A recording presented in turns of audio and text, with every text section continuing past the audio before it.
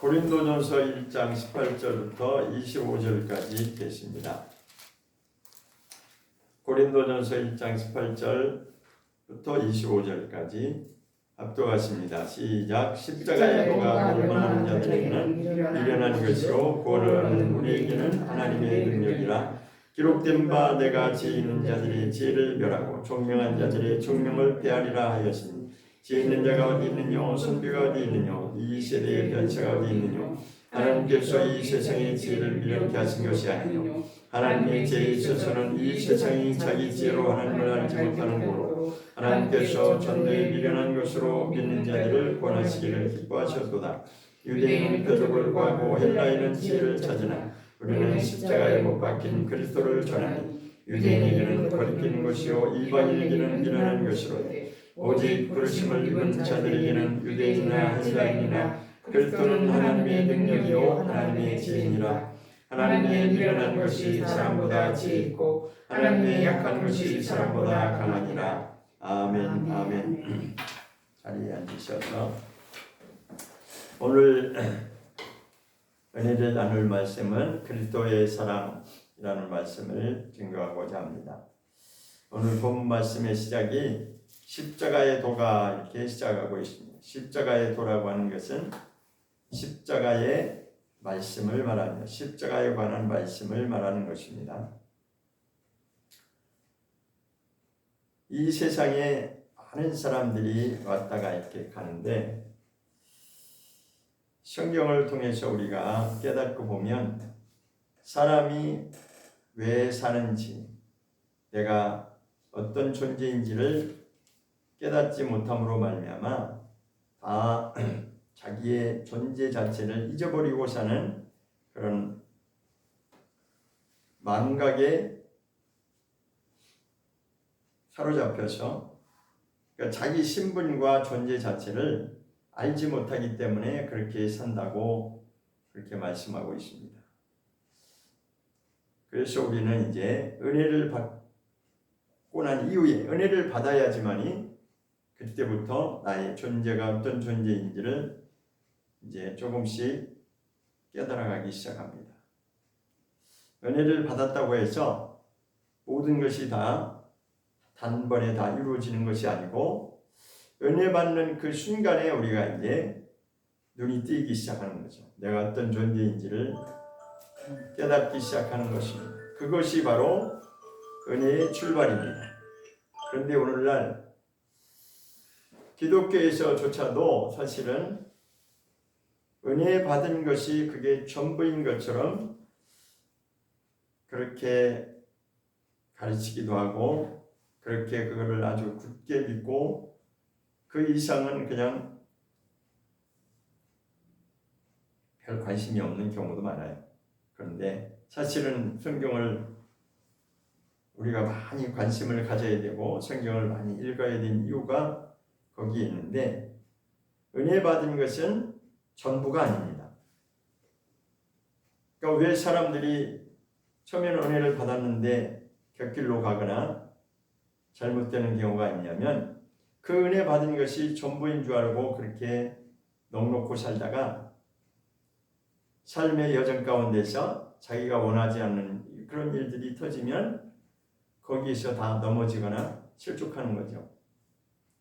실망하고. 그런데 성경을 더 자세하게 보면 그렇지 않다는 것을 우리가 이제 알기 시작합니다. 오늘 본문의 18절에 보니까 십자가의 말씀이 십자가의 도가 멸망하는 자들에게는 미련하게 보일 수밖에 없다는 것입니다. 미련하다는 것. 오늘 본 말씀은 지혜와 미련한 것에 대해서 대조해서 지금 설명을 하고 있습니다. 미련하다고 하는 것은 무슨 뜻이에요? 뭔가 못 깨닫는다 이거죠. 좀 똑똑하지 못한 사람을 두고 우리는 미련하다고 하죠. 이제 성경에도 그런 표현이 나왔더라고요. 그러니까 십자가의 도 말씀 이거 하나만 놓고 주제가 이제 십자가의 도인데 사실은 성경 전체가 다 십자가에 관한 말씀을 증거하고자 하는 것입니다. 시작부터 창세기 1장 1절부터 이미 그것은 밝히고 그렇게 시작이 된 것입니다. 단지 우리가 그것을 모를 뿐입니다. 그래서 고린도전서 2장으로 한번 가보면 이렇게 말씀하고 있습니다. 고린도전서 2장 한 장 뒤로 넘기면 2장 보겠습니다.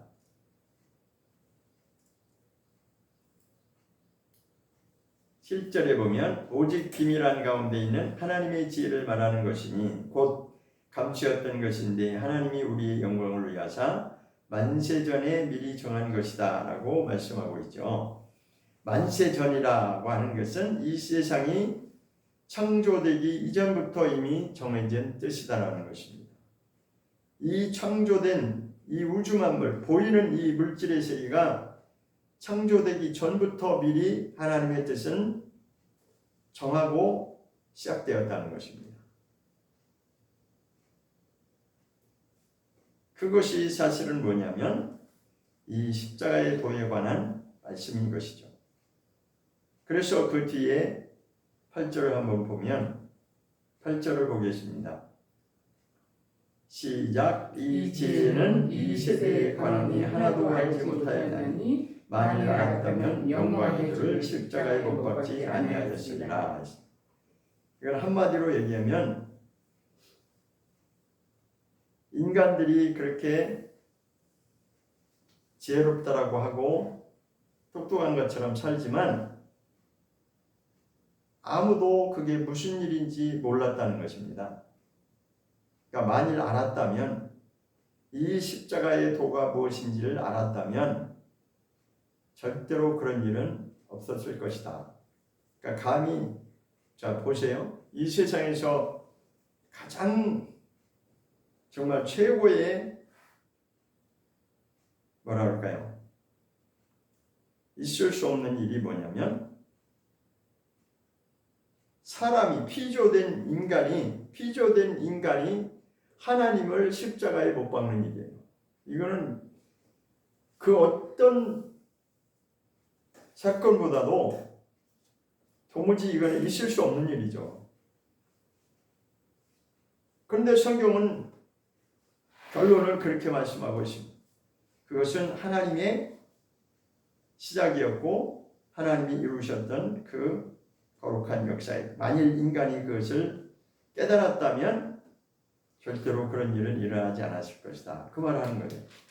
자, 그래서 다시 본문으로 돌아오면 고린도전서 1장 18절부터 계속 인간이 지혜롭고 아니면 또 하나님이 그러니까 여기 보면 어떤 표현이 있냐면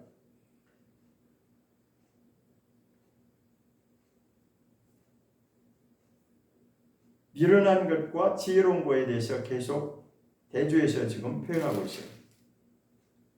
자, 21절에 보면 뭐라고 표현하고 있냐면 하나님의 지혜에 있어서는 이 세상이 자기 지혜로 하나님을 알지 못한다 이렇게 되어 있어요.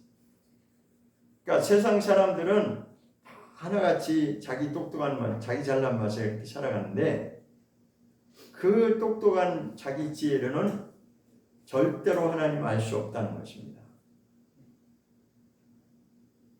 다 사람들은 그렇게 살잖아요. 자기가 똑똑하고 남보다 높은 자리에 가고 싶고 남을 지배하고 싶고 자기가 더 많이 누리고 싶고 더 많이 갖고 싶고 그것 때문에 그렇게 욕심 부리는 거야. 근데 하나님 지금 한마디로 인생들이 그렇게 똑똑하다고 지혜롭다고 스스로 그렇게 살아가는데 그것으로는 절대 하나님에 대해서 알 수 없다는 것입니다. 하나님을 알 수 없다는 거예요. 그런데 그 다음에는 뭐라고 표현하시냐면 하나님께서 미련한 것으로 하나님의 그 미련한 방법으로 믿는 자들을 구원하시기를 원한다. 이런 말씀이었습니다. 그러니까 하나님이 하시는 일에 대해서 미련하다고 하는 표현을 썼죠. 그러니까 하나님 자신을 두고 하나님의 방법이 미련하다라고 그렇게 지금 표현하고 있어요. 이제 역설적인 것이죠. 그것이 하나님의 그 미련한 방법이 뭐냐? 전도라는 거죠. 그러니까 하나님이 미련한 것이 뭐냐면 전도라는 것입니다. 전도가 무엇입니까? 우리는 그냥 사람 교회 데려오면 전도라고 기본적으로 그렇게 알고 있죠. 사람 데려오는 게 전도다. 물론 그것도 맞아요. 사람 교회 데려오는 것도 전도 맞지만 실질적인 전도는 복음의 말씀을, 십자가의 도에 관한 이 말씀을 잘 전달하고 증거해서 그것을 상대방이 받게끔 하는 것이죠. 그러니까 본질적인 전도는 거기까지 돼야 되는 겁니다. 그러니까 말씀을 잘 전하고 말씀을 잘 지금 하나님이 이런 분이시고 하나님은 하나님의 계획하심이 이런 것이고 우리는 어떤 존재이고 하나님과 우리 인간의 관계를 잘 설명해서 그 상대방이 본인의 존재가 어떤 존재인 것을 깨닫게 하는 것. 그게 이제 전도인 것입니다. 복음에 관한 이 말씀을, 하나님에 관한 이 말씀을 잘 전달해서 상대방으로 하여금 믿음을 갖게 하는 것. 그것이 전도죠. 그런데 여기서 그 전도를 하나님께서 전도에 미련한 방법으로 그렇게 믿는 자들을 구원하시기를 원한다. 이렇게 말씀하고 있습니다.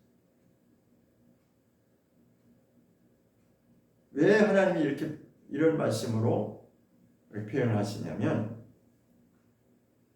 그러니까 사람들은 똑똑하고 잘 나가고 그러면 다 지 잘난 맛에 살지 하나님 두려운지 모르는 거예요. 하나님이 어떤 분인지도 모르고 우리가 왜 태어났는지도 모르고 우리가 왜 사는지도 모르기 때문에 그냥 다 자기 잘난 맛에 살다가 자기 욕심대로 살다가 인생 마치는 거예요. 근데 성경은 그것이야말로 가장 미련한 것이다라고 그렇게 역설적으로 말하는 거죠. 그러나 반대로 그래도 좀 덜 똑똑한 것 같고 사람들이 사람 앞에서 미련한 것 같아가지고 무시당하고 그런 자들을 일지라도 말씀 앞에서 겸손한 자는 그 복음의 말씀을 받아들이게 돼 있다는 것입니다. 왜? 마음밭이 순수하니까. 겸손한 마음이 있으니까. 그러니까 본질적으로 이 마음 속에 겸손한 마음이 없는 자들은 이 복음의 말씀을 받을 수가 없게 되어 있어요. 그렇지. 18절에 그 말씀이 그만. 멸망하는 자들에게는 이게 지혜롭게 들리지 않는다는 거예요. 미련하게 보이고 미련하게 들리고. 그래서 저도 어렸을 때 저는 그냥 아무것도 못 모르고 교회를 다녔지만 실제로 그랬어요. 소위 말해서 세상에서 잘 나간다고 하고 똑똑하다고 하고 돈 꽤나 있고 세상에서 큰 소리 치며 사는 사람들은 교회에 주일날 교회 예배당에 나가는 것을 굉장히 조롱하고 비웃는 그런 일들이 실제로 있었어요. 그게 그 말이에요. 그러니까 그 사람들은 교회 나가고 이 말씀 앞에서 예배하고 하는 것들이 이상하게 보이고 미련한 사람들이나 하는 것처럼 그렇게 보인다는 거죠. 그러니까 우리 동네에서 시골 우리 동네에서 또 그랬어요. 뭔가 교회를 나간다고 하면은 사람들이 뒤에서 비웃고 조롱할까봐 그게 두려워서 못 나가는 사람도 있었어요. 진짜로. 이게 그 말씀 그 뜻이에요. 그러니까 자기 똑똑한 맛에 사는 사람들은 세상에서 잘난 맛에 사는 사람 앞에서 인정받고 높아지려고 하는 자들은 할 수가 없는 거예요. 마음을 열 수도 없고. 왜? 창피하니까. 내가 교회 나간다고 하면은 사람들이 나를 어떻게 볼까? 그렇게 생각이 되기 때문에 절대 못 나갑니다. 왜? 사람한테 무시당하고 조롱당하고 비웃음당하는 게 그게 못 견디거든. 그런데 그거하고 상관없이 정말 마음에 순수한 마음이 있는 자들은 이 복음의 말씀이 무엇인지를 깨닫는 순간에 그때부터 거기에 목숨까지라도 걸 수 있는 그런 담대함이 나오는 것입니다. 안 그러면 절대 못해요. 그러니까 소위 말해서 종교 생활하고 그런 비슷한 생활을 하는 사람들은 하다가도 핍박이 들어오고 사람들이 조롱하는 그 눈길이 내 뒤통수가 가려워지면 누가 나를 이상하게 보는 것 같고 조롱하는 그런 느낌을 받으면 도망가게 돼 있어요. 포기하게 돼 있습니다. 절대로 못합니다. 하나님이 너무나 인생들의 그 마음을 잘 알고 지금 여기서 표현합니다. 십자가에 관한 말씀이 그때 예수님이 십자가에 죽으실 때도 그랬죠. 왜냐하면 십자가라고 하는 것은 저주의 십자가거든요. 십자가에 그 나무에 이렇게 달려 죽는 것 자체가 그 당시에, 그때 당시에 역사적으로 그때 그 시절의 당시에도 저주받은 자가 십자가를 그 형틀에 매여서 죽는 거예요. 그러니까 그때 당시 최고의 극형이 바로 십자가형이었어요. 십자가에 매달려 못 박혀서 죽는 것이 최고의 극형 중에 극형이었고 사람들 앞에 아주 그냥 그게 기억하기 싫을 정도로 아주 잊어버리고 싶은 아주 생각하기도 싫은 그런 저주의 십자가라고 그러시죠. 그랬는데 예수님이 바로 그 십자가에서 못 박히신 거죠.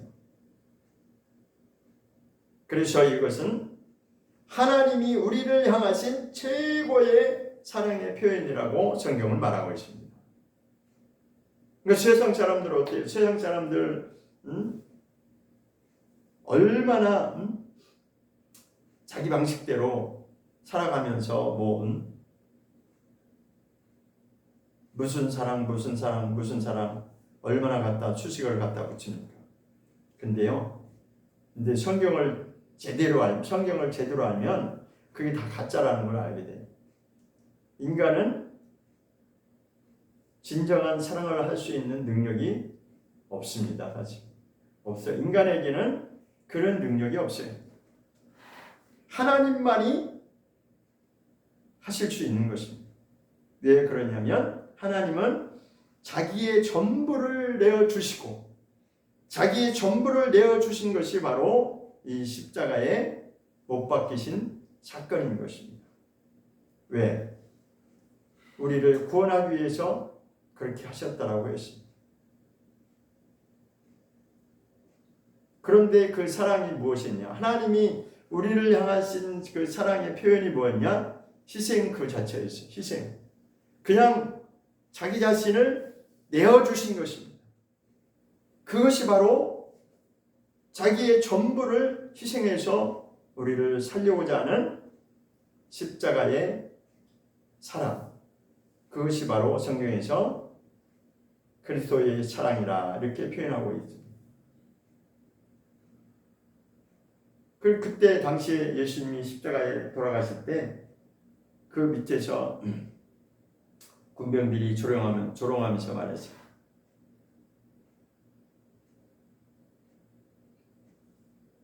구원하러 왔다면서 구원자라고 하면서 그때 막 조롱하면서 예수님을 조롱하면서 실제로 그래. 너 자신도 지금 구원하지 못하면서 네가 무슨 구원자냐, 내가 무슨 메시아냐 그렇게 조롱했어요. 그러면서 너가 정말 예수님을 막 비난하면서 그랬어요. 인간이 너가 정령 구원자라면 그 십자가에서 너 자신을 구원해봐라. 그러면 내가 믿을게. 그렇게 말했어요. 군중들이. 그 밑에 그 군병들이. 그러니까 사람의 기준으로 보면 죽는 것이 그것이 도저히 이해가 안 되는 거죠. 아니 십자가에 돌아가신다고 하는 그것을 저분이 메시아야, 저분이 구원주야 라고 하는 것을 믿을 수가 없는 거예요. 왜? 사람의 기준은 뭐예요? 당장 내가 사는 거잖아요. 그죠? 당장 내가 사는 것이 기준이 되기 때문에 너가 정말 죽으면서 무슨 메시아라고 말할 수 있어? 너가 정말 메시아야? 구원주야? 그러면 너 자신을 살려봐. 그러면 우리가 믿을게. 그렇게 조롱하면서 말했다고. 그래서 아까 고린도전서 2장 8절, 7절, 8절에 그 말씀이 그거예요. 이 세상 사람들이 통치자들이 지도자들이 이 비밀을 알았다면 이걸 비밀이라고 표현하고 있어요. 비밀이라고 하는 것은 뭐냐면 다들 모르는데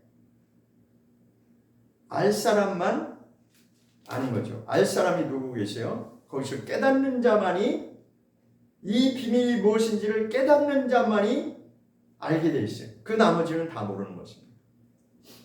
그러면 누가 이 비밀을 깨달을 수 있느냐? 겸손하고 순전함이 있는 자. 겸손하고 순전한 마음이 있는 자는 말씀 앞에서 마음을 여는 겁니다. 그때부터 시작이 되는 거죠. 그때부터 인생이 바뀌는 것이에요.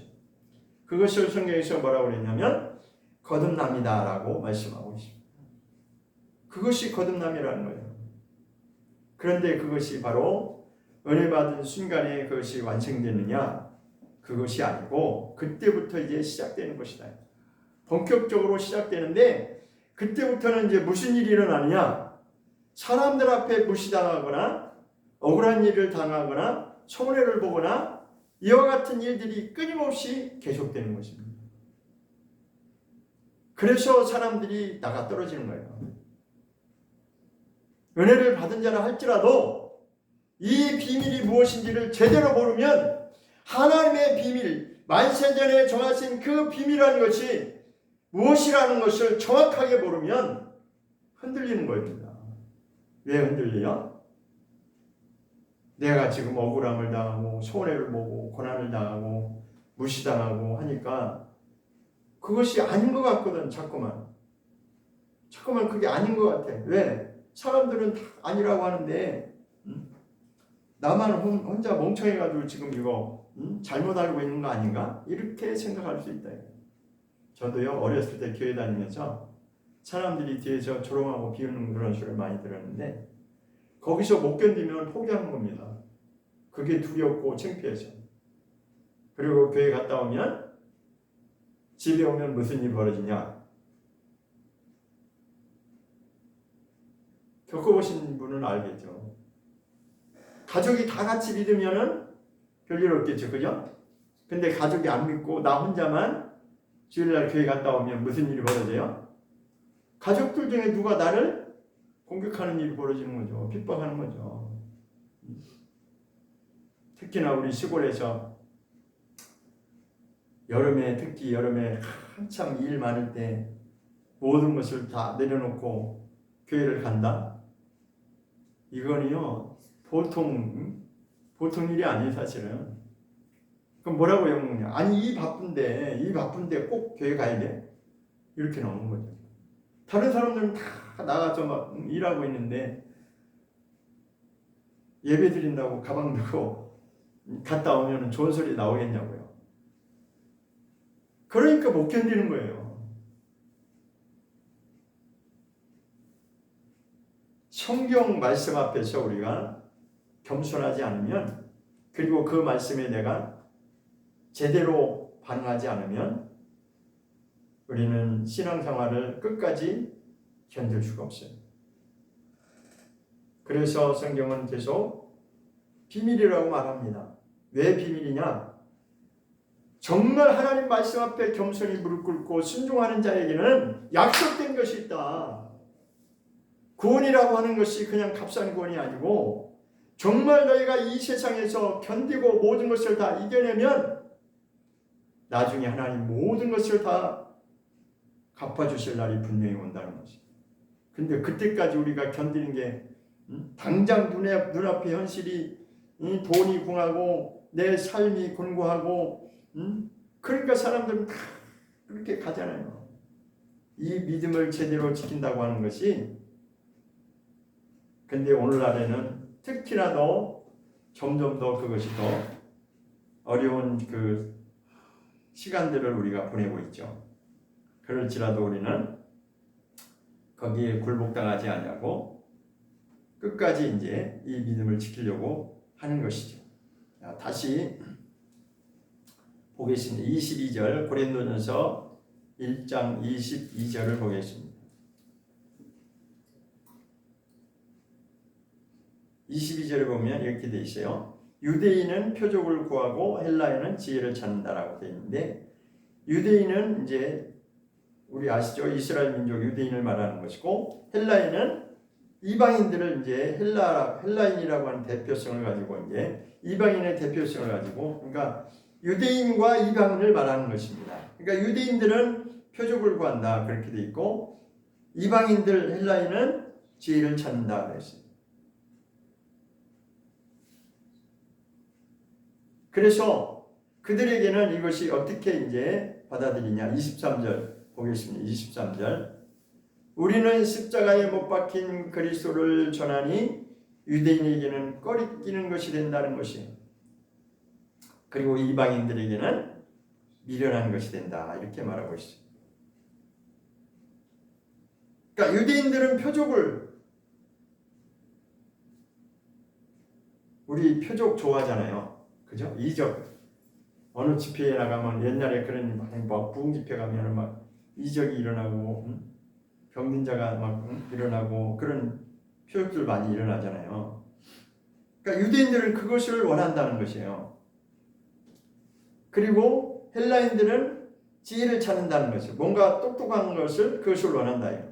그런데 그렇게 그들이 원하는 것이 있는데 십자가에 못 박히신 예수 그리스도를 전하니까 이것이 우리가 구원받을 길이다라고 하는 것을, 그 십자가에 관한 말씀을 전하면 어떤 반응이 나오냐면 유대인들에게는 그것이 거부된다는 거죠. 믿을 수가 없다. 왜? 자기네들이 원하는 게 아니니까. 그리고 이방인들에게는 이게 미련하게 십자가에 관한 말씀을 전하면 미련하게 보니까 또 그들도 받아들일 수가 없다. 그러니까 자기네들 나름대로의 그런 원하는 방식이 있는데 그런 방식이 아니면 못 받아들인다 이거죠. 그러니까 실제로 예수님이 십자가에 돌아가실 그때 당시에도 유대인들이 그랬거든요. 유대인들이 표적을 구하고 뭔가 자기네들이 원하는 것이 있었는데 반대로 예수님이 십자가에 죽으신다고 하니까 그게 이해가 안 되는 거죠. 제자들도 그랬거든요. 제자들도 예수님, 나는 이제 내가 죽어야지만이 하나님의 뜻이 이루어진다라고 하니까 베드로가 그랬잖아요. 아니, 우리는 지금까지 예수님이 행하시는 그 표적을 보고 지금까지 따라왔는데 사실 그렇잖아요. 그 제자들이 예수님을 따라다닌 것은 처음부터 십자가의 도에 관한 말씀을 만약에 전했다면 그들이 따라왔겠어요? 못 따라갑니다. 왜? 이해가 안 되는데 그게 어떻게 자기네들 원하는 거는 표적이고, 여기 그랬잖아요. 유대인들은 표적을 구한다고. 근데 그들이 원하는 방식대로 처음에는 예수님이 막 죽은 자도 살려서 일으키고 도무지 사람이 상상할 수 없는 그런 이적들을 행하니까 제자들뿐만 아니라 많은 사람들이 예수님을 따라다녔거든요.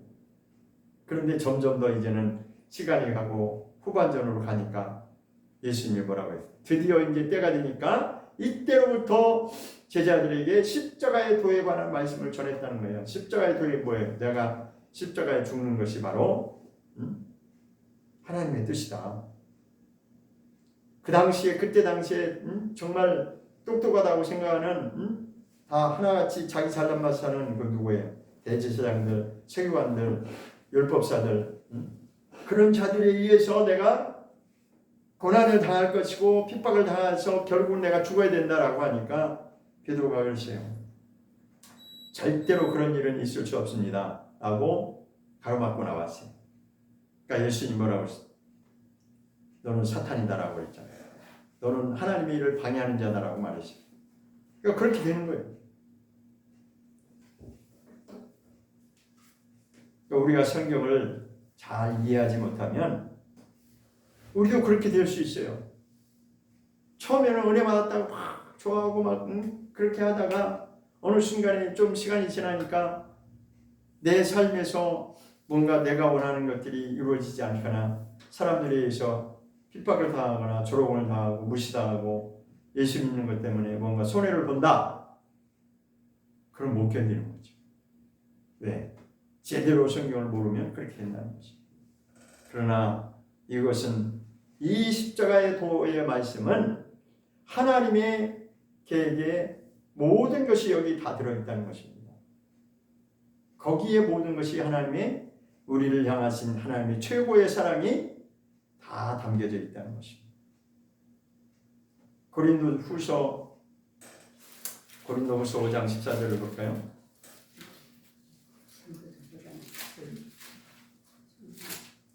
고린도후서 5장 14절.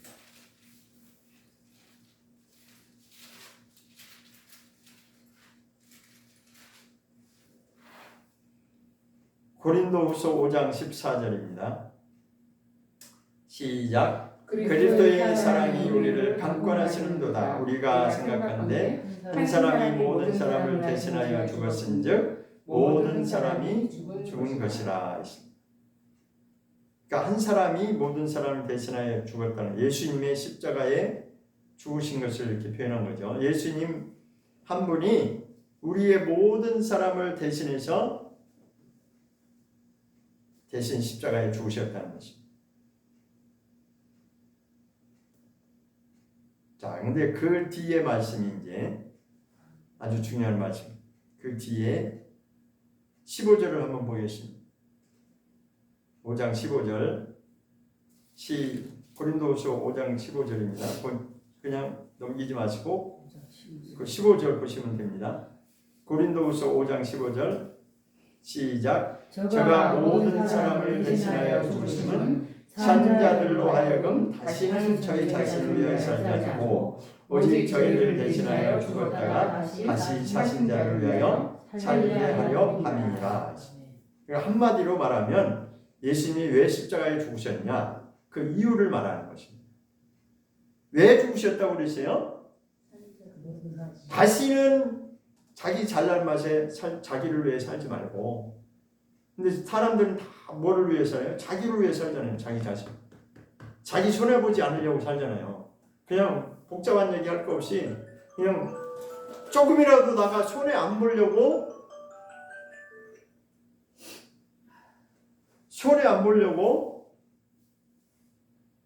사람들이 그렇게 살잖아요.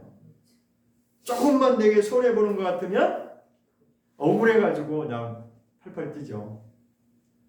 내가 왜 이런 일을 당해야 되냐 이렇게 되는 거죠. 그죠? 근데 저도 그 전에 제대로 하나님이 어떤 분이신지 모를 때 저도 그렇게 억울한 그런 세월들을 많이 살았어요. 저도. 왜냐하면 제가 그렇게 억울하다고 생각을 했습니다. 그게 너무나 억울하다고 생각하면서 살았으니까 그런 세월들을 저도 살았어요. 사실은. 제대로 알기 전까지. 근데 그게 아니구나. 우리가 사는 목적이 그게 아니었구나. 이제 제대로 알고나 깨닫고 나면 그냥 억울해도 그냥 침 한번 꿀떡 삼키고 그냥 그런가 보다. 억울한 마음이 왜 안 들겠어요. 그죠? 억울한 마음이 들죠. 그렇지만 우리에게는 소망이 분명하기 때문에 거기에 매이지 않는 것뿐이죠. 억울한 감정이 안 생긴다는 건 아니라 마음이야 불편하고 힘들죠. 그렇지만 그거를 이길 수 있는, 그것을 초월해서 그거를 이길 수 있는 힘은 이 말씀을 정확하게 우리가 알았을 때만이, 근데 처음부터 그렇게 되는 건 아니죠. 그렇죠? 그래서 사실은 이 믿음도 과정이 필요해요. 그 믿음의 과정이 뭐냐? 그런 것들, 삶의 과정을 통해서 일어나는 여러 가지 일들을 통해서 내가 그것을 다 견디고 이길 수 있는 그런 과정들이 그게 바로 훈련이라고 성경은 말하고 있습니다. 근데 그걸 누굴 통해서 보여줬냐? 아브라함을 통해서도 보여줬고 모세를 통해서도 보여줬고 그런 믿음의 훌륭한 선진들을 통해서 그 믿음의 과정이 어떻게 살아가는지를 보여줬다는 것입니다. 그런데 우리가 너무 한쪽만 치우쳐가지고 강조하다 보면 뭔가 내게 좋은 것 같은 것은 금방 내가 받아들일 수 있는데 내가 원하지 않는 그런 일들이 내게 닥치면 그거는 안 하고 싶죠. 그죠? 그것은 피하고 싶고 도망가고 싶고 이렇게 되잖아요. 그죠? 그게 우리의 본성이에요. 그러나 이제는 성경을 알고 나면 제대로 알고 나면 예수님이 우리를 위해서 희생 그 자체로 우리를 향한 그 최고의 사랑을 주셨는데 이 사랑에 합당한 삶을 우리가 반응하기 위해서는 어떻게 살아야 되냐? 그때부터는 자기 자신을 위해 사는 것이 아니구나, 나를 위해 사는 것이 아니구나라는 것을 확실하게 고백할 수 있어야 되고, 고백할 수 있을 뿐만 아니라 그렇게 살으려고 이제 노력을 하는 거죠. 단번에 되는 건 아니고요. 은혜 받았다고 그때 은혜 받는 그 순간에는 뭔가 다 할 수 있을 것 같이 생각되죠. 저도 사실은 처음에 은혜 받았을 때 진짜 뭐 아무것도 문제가 안 될 것 같아요. 아무런 두려움. 그래서 제가 친구들 만나면 그때부터 제가 그런 사람이 아니었거든요. 만나면은 막 복음을 전하는 거예요. 만나면은 복음만 전하고 막 그렇게 나는 그러면은 다 이게 돌아올 줄 알았어요. 근데 아니더라고요. 제가 하면 할수록 욕만 먹고 이거 그렇구나. 나는 지금 은혜 받아서 이게 분명하고 이 복음을 전하려고 막 자랑을 하고 이제 복음 증거하는 게 뭐예요? 자랑하는 거잖아요. 예수님 자랑하는 거고 예수 믿어야 된다고. 근데 하면 할수록 왕따 당하는 거예요. 그렇다고 해서 내가 거기서 예전처럼 그들과 함께하기 위해서, 함께 어울리기 위해서, 욕먹지 않기 위해서 왕따 당하는 것이 부끄러워서 거기서 멈추나요? 그럴 수는 없는 거죠.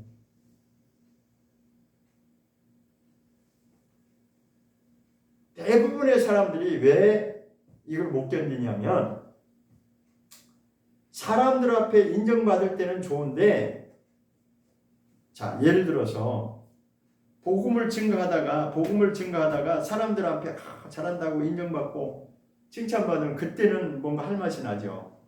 근데 그것으로 인해서 복음으로 인해서 내가 불리함을 당하거나 손해를 보는 일이 생기면 그때부터는 이게 막 갈등이 생기는 거예요.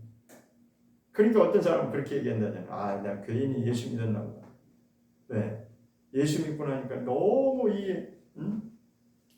자꾸만 내 행동 반경이 좁아지는 것 같고 내가 정말 외소해지는 것 같고 뭔가 내가 바보가 된 것 같고 막 자꾸 그렇게 되니까 거기에 완전히 내가 생각을 빼앗겨버리면 못 견디는 겁니다. 그래서 신앙이라고 하는 것은 평생을 통해서 그 훈련을 받는 겁니다. 우리 자신이 은혜를 받았고 정말 그 은혜 받은 것이 사실이라면 정말 이것이 끝까지 나를 위해 사는 것이 아니라 주님을 위해서 내가 이 모든 것을 내가 감당할 수 있게, 손해를 보더라도 억울한 일을 당하더라도 이것을 모두 다 내가 견디면서 갈 수 있게, 그것을 훈련받는 겁니다. 그게 바로 우리 신앙의 여정입니다. 끊임없이 이 세상의 모든 환경들은 나를 무너뜨리려고 하는 것이죠. 나를 넘어뜨리려고, 포기하게 만드는 것이죠. 현실 때문에. 그 사람들 복음 전하다 보면 이런 말 전하죠. 예수 믿고 천국 가셔야 됩니다. 그러면 뭐라고 해요? 먹고 살기도 바쁜데 내가 먹고 살기도 바쁜데 무슨 이렇게 아주 너무 그 답이 딱 정해져 있잖아요. 그거 왜 그래요? 현실만 보기 때문에 처음에 제가 말씀드렸잖아요. 모든 많은 사람들이 어떻게 한다고요? 자기의 존재가 어떤 존재인지를 잊어버리고 사는 거예요. 하나님이 우리를 창조하셨는데 이 세상 우주 만물을 창조하신 것은 우리 인간을 위해서 창조하셨고, 우리 인간을 위해서 창조하신 것은 이 땅에서 행복을 누리라고, 그게 전부가 아니라고. 이 땅이 전부라면, 성경 말씀대로 이 땅이 정말 전부라면 우리 예수 믿는 사람보다 더 미련한 사람은 없어요. 진짜로. 정말 이 땅이 전부라면, 이 말씀이 다 거짓이라면, 하나님께서 하신 이 십자가의 도에 관한 말씀이 하나님께서 우리를 지극히 사랑하신다고 하는 그 십자가의 도의 말씀이 다 거짓말이라면 우리처럼 미련한 사람이 없다고요. 그렇잖아요.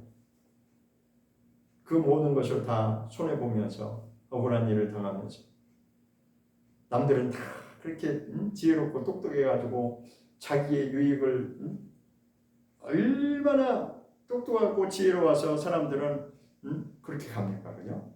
내가 어떻게 하면 한 푼이라도 돈을 더 많이 벌어올까? 돈을 많이 벌어서 내가 하고 싶은 것을 할까? 다 그거잖아요.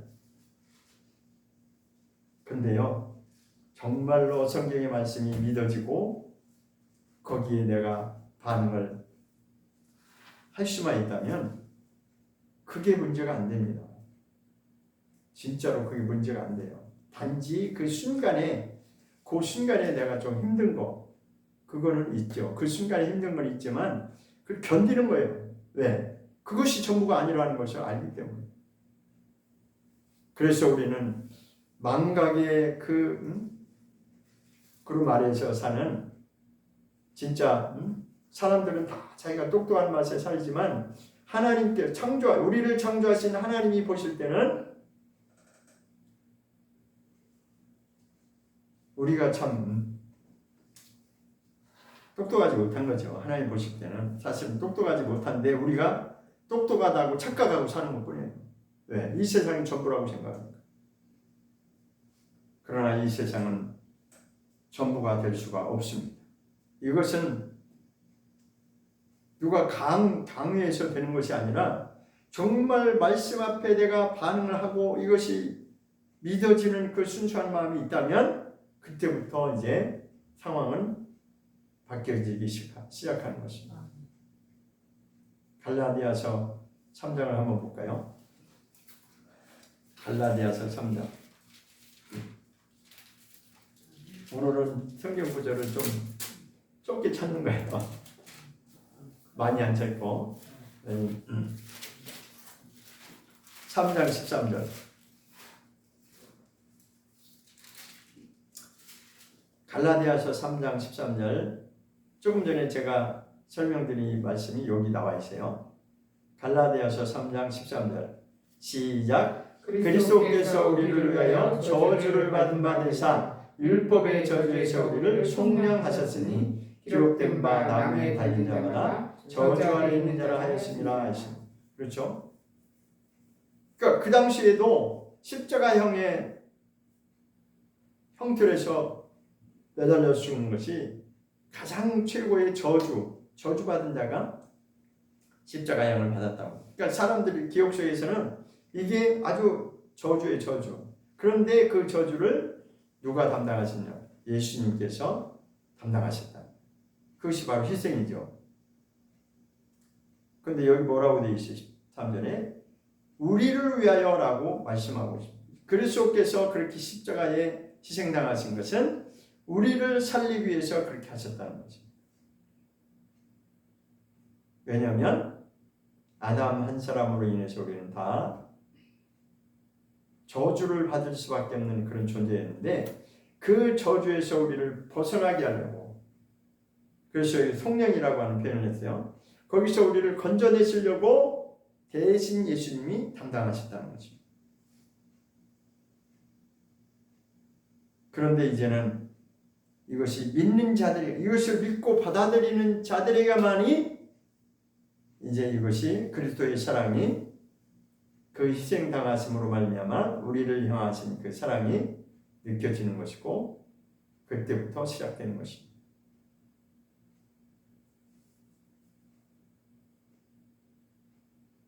자, 로마서 6장을 한번 볼까요? 로마서 6장.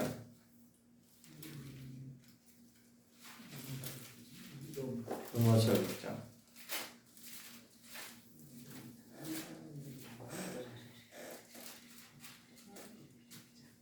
로마서 6장 6절을 보겠습니다. 로마서 6장 6절. 6장 6절. 시작. 우리가 알거니와 우리 옛사람이 예수와 함께 십자가에 못 박힌 것은 죄의 몸이 멸하여 다시는 우리가 죄에게 종로를 하지 아니하며.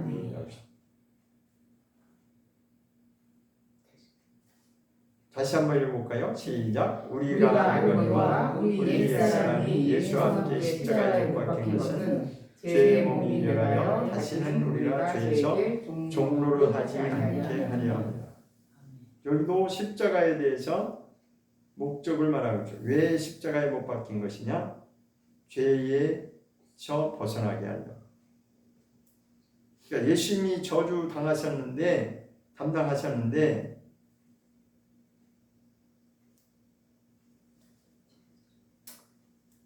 왜 그 일을 예수님이 하셨냐?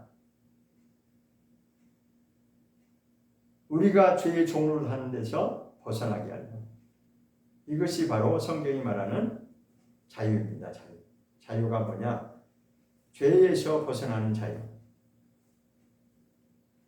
예수 믿고도 내 마음대로 사는 그것은 자유가 아닙니다. 그것을 자유라고 말한 적이 없어요. 예수를 믿으면서도 은혜를 받았다고 하면서도 자기 마음대로 산다? 자기 욕심대로 산다? 그리고 죄에 대해서 그렇게 무감각하고 그거는 자유가 아닙니다. 그거는 방종이고 성경에서 하나님께서 원하시는 진리의 말씀은 뭐냐? 무엇을 이루려고 십자가에 못 박히셨냐? 죄의 몸이 멸하여. 그러니까 옛사람의 속성이 뭐예요? 자기의 유익을 위해서 사는 것. 자기 욕심대로 사는 것. 내가 하고 싶은 것을, 내가 원하는 것을 이루기 위해서 죄 짓는 거잖아요. 죄 왜 짓죠? 내가 이걸 하고 싶어. 그런데 정상적으로 하면은 안 되니까 비정상적인 방법으로 나의 욕구 충족을 위해서 죄를 짓는 거예요. 그렇잖아요. 보니까 저기 예를 들어서 금덩어리가 있다. 근데 저거 내 거 아니잖아요. 그죠? 정상적인 방법으로 내가 취하려면 그게 내 거 아니잖아요. 근데 그거 갖고 싶거든. 그게 욕심이잖아요. 그럼 갖고 싶은데 그걸 내 걸로 내 손아귀에 넣으려면 어떻게 해요? 죄를 지을 수밖에 없는 거예요. 도둑질을 하든지 아니면 상대방을, 그러니까 사람을 죽이기도 하잖아요. 자기 욕심 채우기 위해서 상대방 죽이는 거잖아요. 그 비정상적인 것이 바로 죄를 짓게 되는 거예요. 예전에는 그런 사람으로 다 우리가 그런 사람이, 우리도 다 그런 사람이었는데 이제는 그렇게 살지 말고 죄 짓지 않고, 다시 말해 여기서는 그렇게 표현해요. 죄 짓지 않는 걸 뭐냐면 죄에게 종로를 하지 아니한다, 그렇게 표현했어요. 그러니까 죄를 안 짓고 사는 것은 내가 죄에 매여서 종로를 하지 않는다는 거예요. 그것을 이길 수 있다는 것입니다. 근데 기독교인조차도, 은혜를 받았다고 하는 기독교인조차도 아주 너무나 담대하게 자기를 합리화시키면서 그렇게 사는 사람들이 있잖아요. 뭘로 합리화시켜요? 하나님은 다 용서하셔. 그러니까 우리는 죄를 지어도 된다는 거예요. 성경이 그렇게 말하고 있지 않습니까? 돌이키라고 했지, 회개하고 돌이킨다고 하는 것은 그걸 반복하지 말라는 것입니다. 물론 처음부터 단번에 이거 물 자르듯이 단번에 딱 단칼에 안 되죠, 그죠? 처음부터는 안 되지만 그거를 끊으려고 이제는 내가 이게 죄다라고 하는, 하나님이 원하지 않는 것이다, 악한 것이다. 그러니 성경에 이런 말씀이었어요. 하나님을 사랑하는 게 뭐냐? 그래서 뭐라고 표현했냐면 하나님을 사랑한다고 하는 것은 하나님 말씀대로 사는 건데 더 구체적으로 하나님의 말씀대로 사는 게 뭐냐? 그러면 악을 미워하는 거라고 했어요. 저건 악한 것이야. 저건 하면 안 되는 것이야. 그러니까 악을 싫어하고 악을 미워하는 것이 곧 하나님을 사랑하는 것이라고 성경은 말씀하고 있어요. 근데 여전히 자기는 그 악한 것에서 못 벗어나고 그 자기 욕심을 못 버리니까 그 욕심을 채우기 위해서 여전히 예전에 했던 그 방식대로 똑같이 살면서 하나님은 사랑이 있으니까 나를 용서하신다라고 그걸 합리화시키면서 계속 그렇게 간다면 그거는 하나님을 욕되게 하는 것이고 하나님의 이름을 망령되게 하는 것이야. 그래서 신앙생활이 제대로 하는 신앙생활이 많지가 않은 거예요.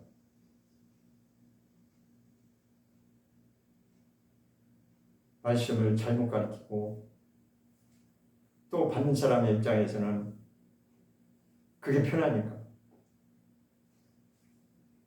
우리는 편한 길을 택하면 말씀대로 살 수 없어요. 말씀대로 우리가 살지 못하면 거짓말하는 것이 되는 것입니다. 자기 자신에게도 거짓말하는 것이 되는 것이고 남 앞에서도 그렇잖아요. 주일날은 교회 나가고 열심히 성경책 끼고서는 성경책을 가지고 주일날 교회는 나가는 것 같은데 그 삶을 보니까 별반 다른 게 없다. 그건 거짓말하고 있는 거죠. 가르치는 자는 잘못 가르치면은 거짓 선지자가 되는 것이고 그렇게 되는 거예요. 네. 삶과 동떨어진 이중적인 그런 삶을 살게 되니까 거짓말하게 되는 거죠. 우리는 확실하게 이 말씀 앞에서 처음부터 이것이 완벽하게 모든 것이 다 이루어질 수는 없지만 조금씩 내가 말씀을 알아가면서 그 한 말씀대로 내가 살아가려고 하는 것이 중요한 것이다. 그래서 십자가의 도가 세상에 똑똑하다고 하는 자들에게는 왜 미련할 수밖에 없냐? 당연하죠. 그렇잖아요. 자기는 지금까지 똑똑하다고 그렇게 자기 하고 싶은 대로 자기 똑똑한 맛에 살아왔는데 예수를 믿고 나니까 자꾸만 뭔가 제약이 들어오는 것 같고 내가 하고 싶은 대로 못하는 것 같고 그러니까 그 미련하게 보이는 거죠.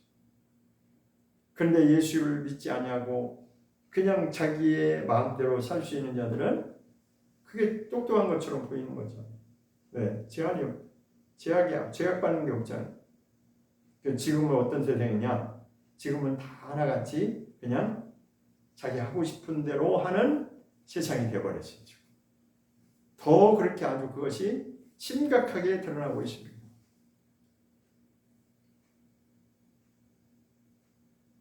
질서고 뭐고 그런 것도 없고 다 그런 거 다 필요 없고 그냥 내가 하고 싶으면 그냥 하는 거예요. 그냥 내가 하고 싶은 대로 사는 게 그게 제일 똑똑한 거예요. 그러니 이 성경 말씀이 당연히 미련하게 들릴 수밖에 없죠. 어떻게 이거를 지혜롭다고 하겠어요? 그런데 하나님은 거기에 비밀이 숨겨져 있다고 말씀하는 것입니다. 다시 본문 고린도전서 1장으로 돌아가서 고린도전서 1장 자 24절을 봐. 아까 23절까지 봤죠? 24절 보겠습니다. 시작. 오직 부르심을 입은 자들에게는 유대인이나 헬라인이나 그리스도는 하나님의 능력이요 하나님의 지혜라. 자 결론을 뭐라고 했냐? 능력이요 지혜라고 말씀했어요. 무슨 능력이? 하나님께로부터 온 하나님의 능력이 되고 하나님의 지혜가 된다. 그러니까 이 십자가의 도에 관한 말씀은 이 땅에 관한 것이 아니라 하나님께로부터 온 것인데 하나님의 능력이고 하나님의 지혜다. 그런데 누구에게냐? 오직 부르심을 입은 자들에게만 그것이 해당된다는 것입니다. 부르심을 입은 자들, 그들에게는 유대인이 됐든지 아니면 이방인이 됐든지 누구에게나 다 똑같이가 아니고 부르심을 입은 자들에게는 이것이 하나님의 능력이 되고 하나님의 지혜가 된다는 것입니다. 여기에 비밀이 담겨져 있다는 것입니다. 비밀이라는 것입니다. 이게 정말 진짜라고 하는 것을, 하나님이 약속하신 것이 있다라고 하는 것을, 천국이 있다라고 하는 사실을 믿어지는 사람, 정말 어린아이와 같은 순수한 심령으로 믿고 반응하는, 이 말씀 앞에 반응하는 그런 자가 바로 하나님께 부르심을 입은 자라는 것입니다. 그렇게 하나님께 부르심을 받은 자들에게는 이것이 미련한 것이 아니라 하나님의 능력이 되고 하나님의 지혜가 된다. 그 정반대라는 거죠. 그러니까 사람들은 다 자기 똑똑하고 자기 잘난 착각 속에서 살아가고 있는데 결론은 여기까지 나오면 어떻게 돼요? 그들이 똑똑한 것이 아니라 답답한 거죠. 못 깨닫는 거죠. 육체적인 이 삶에 있어서는 똑똑한지 모르지만 지혜롭다라고 스스로 그렇게 자부하면서 살 수 있지만 그러나 그게 전부가 아니라는 거예요. 우리는 우리의 존재라고 하는, 우리 인간이라고, 이 인생의 존재는 왜 태어나고 왜 존재하느냐? 나를 위해서 존재하는 것이 아니라, 아까 그랬잖아요. 예수님이 왜 우리를 위해서 우리 인류의 죄를 담당하시고 그분이 십자가의 저주를 온몸으로 그가 담당하셨냐? 이제부터는 우리가 자기 욕심대로 살지 말고 자기를 위해서 살고, 자기를 위해 산다는 거예요. 자기 욕심대로 사는 거잖아요. 무엇을, 이 육신의 만족을 위해서 사는 것이 그거잖아요.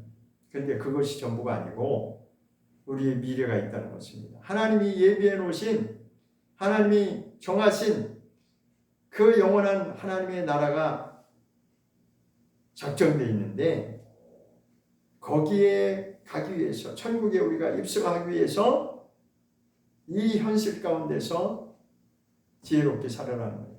지혜롭게 사는 것은 하나님의 말씀대로 사는 것입니다. 그러려면은 반대로 세상에서는 미련한 자가 되는 거예요. 세상 사람들은 다 그렇게 미련하게 보니까 미련하다고 조롱하고,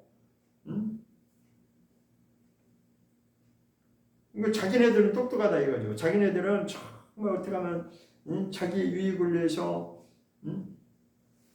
별짓을 다 하면서 그렇게 살아가고 있는데 우리는 예수 믿는다고 하는 그것 때문에 그런 것도 못하고 이것도 못하고 저것도 못하고 바보 같잖아요. 그렇지 않아요? 바보 같아. 그들이 볼 때 우리가 바보 같아. 가끔씩 우리 자신, 내가 나를 볼 때도 내가 바보 같고. 그러나 말씀으로 돌아가면 이게 하나님의 비밀이 여기 담겨 있구나. 이것을 이기는 것이 하나님의 능력이고 이것을 분별하는 것이 하나님의 지혜라는 거죠. 그게 하늘로부터 능력이고 하나님이 주시는 지혜라는 거예요. 근데 사람들은 자꾸만 능력하면은 뭔가 자기가 원하는 대로 이렇게 탁 착착 되고 세상 말로 잘 나가는 그런 인생이 그게 능력인 줄 알죠. 아니 그건 진짜 능력이 아니야. 그건 가짜야. 그건 가짜. 세상에서 잠깐 내가 내 육신의 만족을 지켜주기 위해서 이것도 하고 저것도 하고 이것도 갖고 싶고 저것도 갖고 싶고, 그 사람 악한 자를 보면 진짜 자기의 욕심을 채우기 위해서 별짓을 다 하잖아요. 자기의 권력과 명예와 부와 그런 것을 취하기 위해서 별짓을 다 하잖아요. 그래서 어떤 사람이 그런 자리에 올라가거나 권력의 자리가 올라가거나 명예를 차지하거나 부를 차지하면 또 사람들은 그게 또 부러워하잖아요. 나는 언제 저렇게 해보나 부러워하잖아요. 또 그것을 내가 안 되면 막 억울해하고 원통해하고 그러잖아요. 근데 말씀의 지혜를 하나님으로부터 하나님이 공급하시는 그 말씀의 지혜가 무엇인지 그 비밀한 것이 있다라고 하는 것을 깨달으면서 이제 정신 차리는 내가 그런 존재가 아니구나. 이 세상에서 그것을 내가 만족시키기 위해서 사는 그런 존재가 아니구나. 가끔씩은 내가 이 세상에서 힘들고 어렵고 손해보는 것 같다 할지라도 하나님이 예비하신 것이 있구나.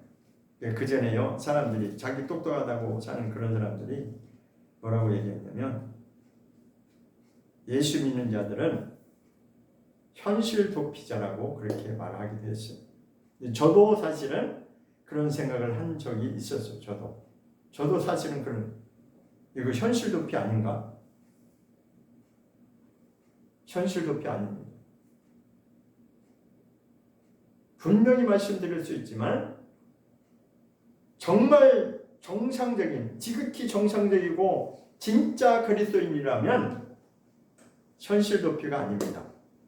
종교 생활을 하고 있다면 현실 도피가 될 수 있어요. 왜?